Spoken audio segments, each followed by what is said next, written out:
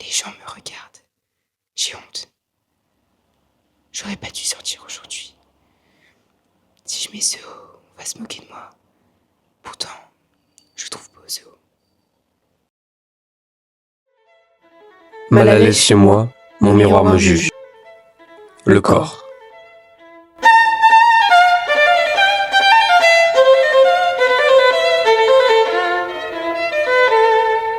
Aujourd'hui, la société a des codes trop stricts. Pas trop gros, pas trop maigre, pas trop petit mais pas trop grand non plus.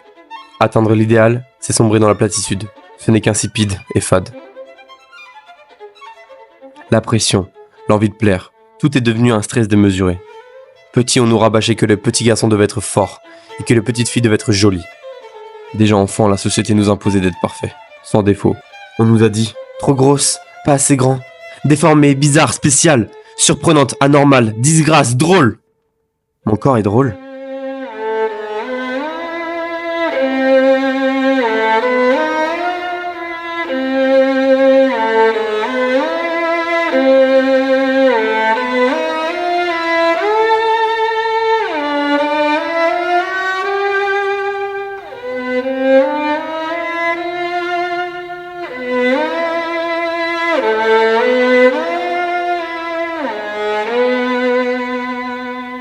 Mais comment voulez-vous qu'on puisse avoir confiance en nous après ça L'Occident martyrise toujours le corps.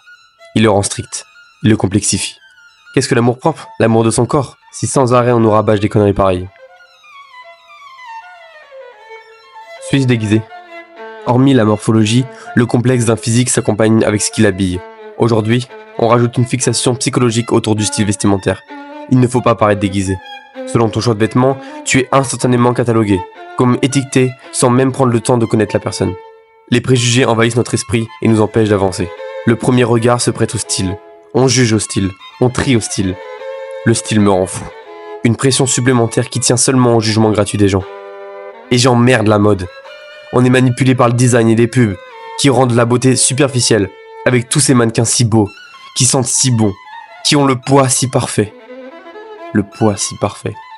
L'obsession du poids.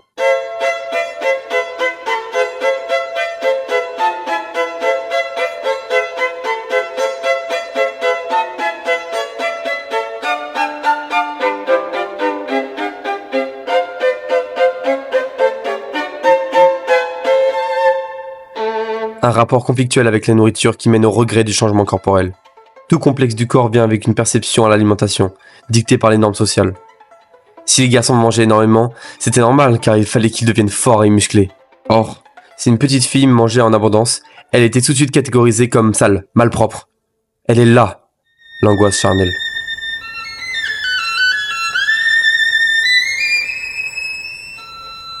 Il ne faut pas que cela devienne obsessionnel, et que ça tue notre vie.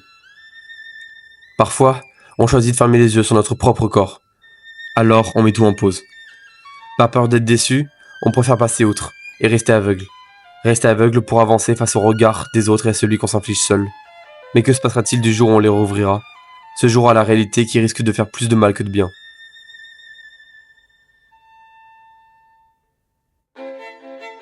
Malgré l'oppression sociale, ne plus se considérer n'est pas la solution. D'autres entreront dans une dépression, liée au simple fait de ne pas être en accord avec les attentes de la société. Mais personne ne devrait fermer les yeux. Personne ne devrait se méfier du jugement des autres et de l'importance que l'on mène au regard figé des tenues voisines. Un jour, Descartes a dit « Je ne suis pas seulement logé dans mon corps, ainsi qu'un pilote en son navire. » En cette phrase, je lis que mon corps et mon âme sont réellement distincts, mais qu'une vraie connexion reste pour autant.